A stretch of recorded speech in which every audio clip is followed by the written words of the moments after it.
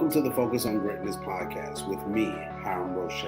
This podcast, we encourage fathers, husbands, believers, and entrepreneurs to be able to walk into their God-given potential. Hey everybody, and welcome to the Focus on Greatness podcast. I am your host, Hiram Roche, also known as HR, and as always, I'm excited to be here with my Greatness Tribe. It is truly an honor to be here, but to be able to be here with you on tonight. And tonight, I just really wanted to share something that in some time of my own devotion time and just some studying, came across something that I felt like went with what we've been talking about. And so we're going to dive right into John chapter 6.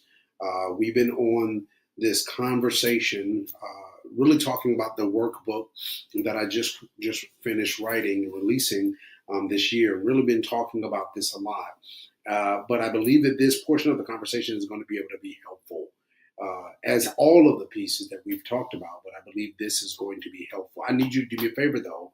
Before we get started, before we dive into this conversation, I need you to do me a favor.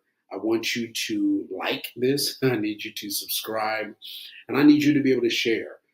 If you are one of my Greatness Tribe people, you have been consistently rocking with me, you understand and know that this is hopefully have been helpful to you. And so if it's been helpful to you, I believe that this is going to be helpful to someone else. If it's your first time, welcome to the tribe. Welcome to the Greatness Tribe. The conversation or mindset about the context of greatness is our ability to be able to serve well. So we have conversations here that help us, give us the tools to be able to serve in the capacity and the ways that we need to, as fathers, as husbands, as friends, as co-workers, business entrepreneurs, and as believers, so that we can be able to walk in this journey on a day-to-day basis. So let's go ahead and dive right in. Again, John chapter 6 is where we're going to come from. John chapter 6, we're going to start at verses 1. And we'll go from there. So in John chapter 6, verse 1, this is what it says. It says, after these things, Jesus went over the Sea of Galilee, which is the Sea of Tiberias. And a great multitude followed him, because they saw his miracles, which he did on them that were diseased. And Jesus went up into a mountain, and there he sat with his disciples. And the Passover, a feast of the Jews, was nigh. When Jesus then lifted up his eyes and saw a great company of come unto him, he said unto Philip, whence shall we buy bread that these may eat? And this he said to prove him, for he himself knew what he would do. I'm going to break all this down in a minute, and I'll share why this conversation, I believe, is important. Philip answered him, 200 pennyworth of bread is not sufficient for them, that every one of them may take a little. One of his disciples, Andrew, Simon Peter's brother, said unto him, there is a lad here, which hath 5 barley loaves and 2 small fishes. But what are they among so many? And Jesus said, make the men sit down. Now there was much grass in the place. So the men sat down in number about 5,000. And Jesus took the loaves, and when he had given thanks, he distributed to the disciples, and the disciples to them that were set down, and likewise of the fishes as much as they would. And when they were filled, he said unto his disciples, gather up the fragments that remain, that nothing be lost. Now, here's where this conversation, I believe, is very powerful. It's something that stood out to me just in my time of studying. I've read this context, heard this context. You've probably read this or heard this so many different times. The whole storyline of the, 2 fish and 5 loaves, the lunch from the young lad that they found, and how all of these things transpire. But while I was doing some studying, when I read across this, I saw this in a different way. I saw how Jesus was utilizing his team, how the team of people that was around Jesus, how they operated and how they were functioning. I was able to see something in this context of scripture that I believe, again, is helpful. I believe in the journey that we're in, the life that we're functioning, the walk that we're doing, going after our visions, dreams, goals, the assignment that's on our life, all of those things. It comes with teamwork. It comes with a team. It is people that I believe that God has assigned to us that assist us in the work that He's called us to do. Some people are a part of the work seasonally, but some people are a part of the work in for a long period of time. But it's in general, you need a team to accomplish the goals and the assignment that God has placed on your life. Because the majority of the goals and the assignment and the dream that you have all include people. It includes something that's bigger than you. It's something that outranks where you are. It's something that you need to be able to develop certain skills or a different mindset or whatever that is to be able to accomplish that goal. So when we look at this scripture context, what we see is Jesus is in a particular space where he has just got finished doing miracles. The people now are there. They recognize the miracles that he has done, and now they are following him in his journey. He gets to a spot where he sits down with his disciples, and as he's communicating or about to communicate with his disciples, he recognizes the crowd of people. The first thing that he does is he talks to one of his teammates, and he asks them this question: how much would it take to be able to feed all of these people? Now, I love the question that he asks up front, and then I'm going to read something else in a minute, but I love the question that he asks Philip in this context of statement. The reason why I like it is because Philip had to be able to know variety of different things for him to be able to give a clear answer. For example, Philip needed to know what is the price of the food that would need in general. Like, how much would it take to be able to feed all of these people? How much does that cost? If I walked up to you and I asked you, hey man, I got about 100 people, you got a restaurant or whatever, and I got about 100, 200 people that I'm trying to feed. How much is that going to cost me? You will know it because you recognize or you know the value, the price of what you offer. So for Jesus to be able to ask Philip this question, Philip had to be able to, first of all, have some information to be able to give the correct answer. Then I love it because Jesus is talking to Philip, and then the scripture says he's asking Philip a question, but he knows what the end result is going to be. Jesus has already visioned this, pictured this out and knowing what he's about to do. But he's asking his people in his team, specifically Philip, he's asking Philip this question about how much will this cost to do this work? But then this is what I love. Jesus is talking to Philip, but Andrew is paying attention. Now again, this is Jesus' team. You have Jesus talking and having a conversation with Philip, but you have Andrew that's paying attention that there is a need to be able to do something that Jesus has a vision to accomplish. Here it is. This is what I'm saying. Jesus' vision was to feed the multitude. Philip understood in the conversation that Jesus is trying to do this. Andrew understood it. The disciples understood it. Jesus asked Philip first the question, how much is going to cost? This is my vision. This is my dream. This is my goal. I don't know what the cost though. So I'm inquiring of the people on my team, how much is this going to cost me? Not just financially. When we look at our dreams, when we look at our goals, when we look at our visions, when we ask this question, surely to people that's on our team, surely to people that this is their lane of what they operate in. When I'm asking you how much is this going to cost, I'm not talking about only dollars and cents. How much time did this cost?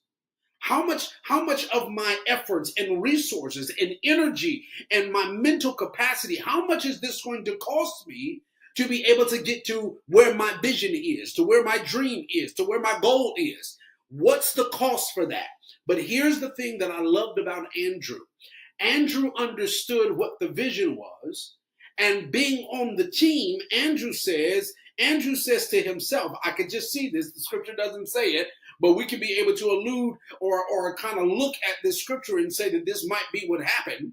Andrew says to himself, yeah, I don't think we can afford this, but let me look around and see what we got though. While Andrew is observing the territory, Andrew says, listen, and we can't afford it because there's too much money. But this is what we do have. The only thing that I recognize in observing what you're trying to do is I see that there's a small opportunity here. This small opportunity is a young lad that has his lunchbox. He got some fish and he got some bread. But I recognize it's a small opportunity. It's not big enough really to do the work. And this is what puzzled me or took me or got my notice. It drew my notice because I've never recognized that Andrew was looking for the opportunity for the vision to be able to be accomplished. So the question that I started to ask myself is, do I have a team around me? Do I have individuals around me that, one, understand my vision, that understand my dream, that understand my goal? Do I have this around me, and are they looking for opportunities to help in assisting me to accomplish this dream, to accomplish this goal, to accomplish this dream, this goal, this dream or this vision that I have? So here's where the workbook comes in. Every journey begins with a single step, but what if you knew exactly where that journey was meant to end? I wrote the book for people like you, people that have dreams, people that have goals, people that want to walk in their own business, create their own legacy, but just don't know where to start. This book is a handbook. It's a bunch of tools that gives you the steps that you'll need to be able to walk into the destiny, the dream, life that you desire and should have for you. And start with the finish in mind. You'll discover how to redefine your purpose, build on actionable roadmap, and stay focused on the outcome that truly matters. With practical advice, real life stories, and a faith-driven approach, Start with the Finish in Mind will equip you to set clear, purpose-filled objectives, navigate challenges with resilience, and build a legacy that you'll be proud of. Start with the Finish in Mind by Hiram Roche, your guide to purposeful living and lasting success. I'm telling you, I've been just excited. I've been too excited. So in this part of the workbook, this is the phase, I'm called the phase. This is phase 2, which is under the context of pieces, the pieces. Under the context of the pieces is this word that I used, the pit. P.I.T, pit. What I use with this is there's these 3 pieces that help in reference to helping us accomplish our goal. One of them, for the P, is talking about practice.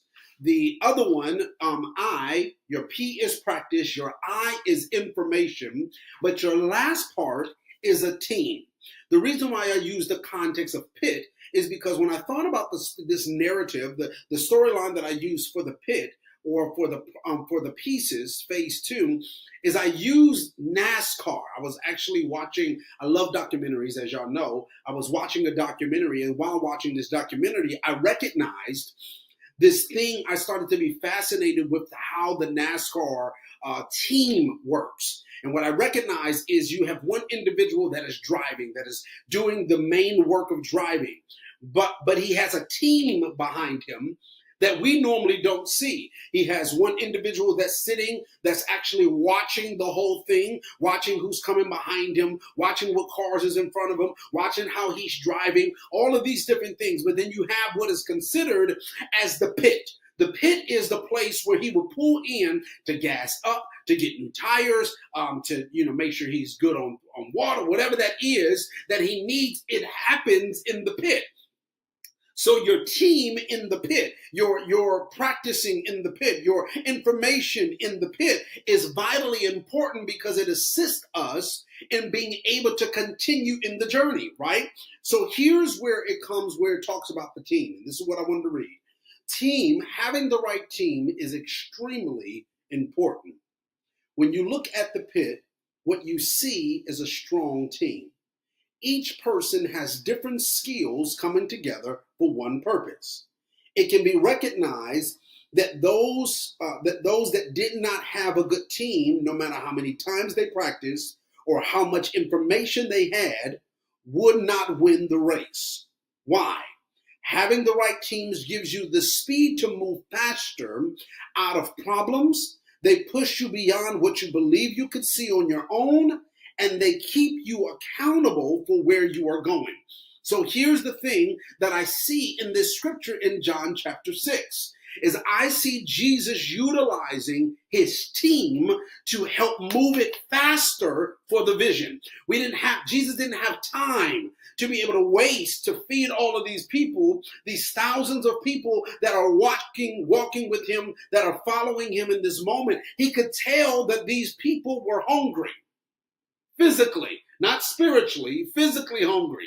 We deal with the spiritual portion later in the remainder of the chapter, but initially this context is he's dealing with their physical hunger, and he recognized that as they're following him, these people are hungry. So we need to figure out a plan to be able to feed them, and we don't have time. So what does Jesus do? Jesus utilizes his team to be able to move the process faster. And he has such a great team that Andrew says, while you're talking to Philip about how we can do this financially, I'm going to look for opportunities that we can be able to utilize that can probably assist us in accomplishing your vision. So the question I want to ask you is this: who's on your team? Who on your team is helping you accomplish the dream, the vision, the goals that you want to achieve? How is your team helping you do those things?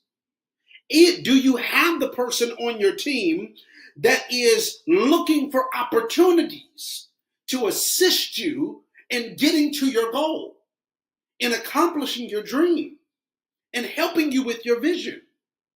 Do you have someone on your team that you can be able to go to, communicate with, to get wisdom, insight about something that you're trying to accomplish?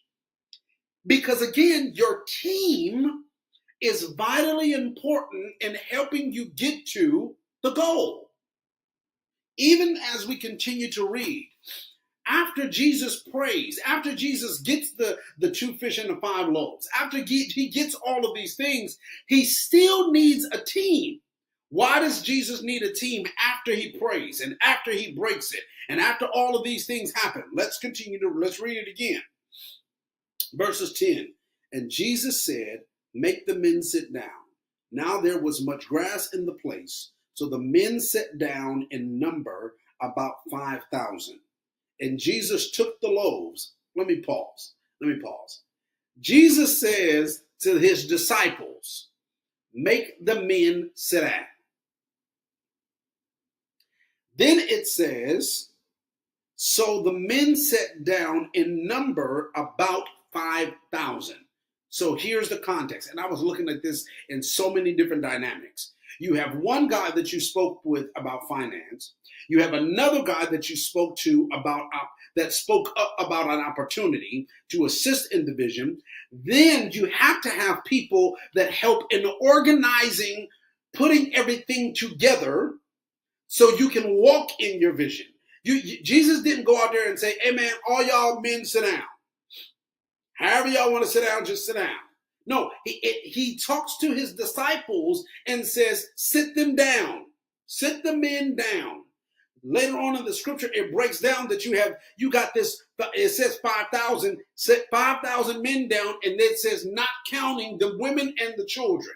So you got more than 5,000 people that you have to sit in an organized way. So when you distribute your vision, When you distribute the few food that you want to be able to give to the people, it can go smoothly. It's so wonderful how Jesus utilizes his team. The scripture goes on. Let me keep going. Verse 11. And Jesus took the loaves, and when he had given thanks, he distributed to the disciples, and the disciples to them that were set down. Now I love it because Jesus again is utilizing his team. Jesus is an orderly person. He's a person with structure. So he's utilizing his team to assist him in accomplishing this goal. So again, I could keep going, but again, here's the main thing. Who's on your team? I need you to ask yourself that question. Who is on your team? Do you have a team at all? If you don't have a team, you need to be able to ask the Lord. This is a heart prayer that I have been praying lately, which is this: God, I want who you want for me. So that means whoever God needs to assist you in your journey, to assist you in your goals, to assist you in your dream, to assist you in your vision. God is the one that has the people and the resources to be able to assist you to do that. So God, I need a team. I need someone, the people that you have called that can assist me to do the assignment that you have put on my life. Moses had a team. God was bringing and brought his brother Aaron. You see Jesus with a team. You see Paul with a team. You see the 12 disciples rocking like a team. You see all of these teams working together to accomplish the goal. So in the same context, we need a team. So number one question, who's on your team? And then when you ask this question, here's the next one you need to answer. The people on your team, what do they help you do? Do they help you go after your goal? Are these people on your team, pushing you away from your goal? What are the people on your team? How do they assist you? I mean, at this point, this is really that conversation, and I'm not going to get into that relationship part. I'm going to just talk, I'm going to use it on this. This is the conversation of where, the people on your team, what do they bring to the table? This is that conversation. Like, hey man, what do you bring to the table? Okay, you bring wisdom in this area. Okay, this person brings knowledge and wisdom in this area. This person brings experience in this area. This person just keeps me accountable. This person does this. I need all of the people that's a part of my team. One, I need to know what they do to assist me as a teammate. And so we can be able to accomplish this goal together. But here's the reverse of that, because we are servants. Remember, we are the greatness tribe. So we are functioning in our ability to be able to serve well. So it's not one-sided. You are looking at your team, but you're also on somebody else's. So in the same context, here's the last question. What do you do? How are you assisting the one that you're serving to help them accomplish their goal? Are you the one that's observing, paying attention to opportunities to be able to assist them in how they can be able to go forward? Because again, you should be praying for somebody, but you also have to be somebody's answer. Somebody is praying for that help. Somebody is praying for that teammate.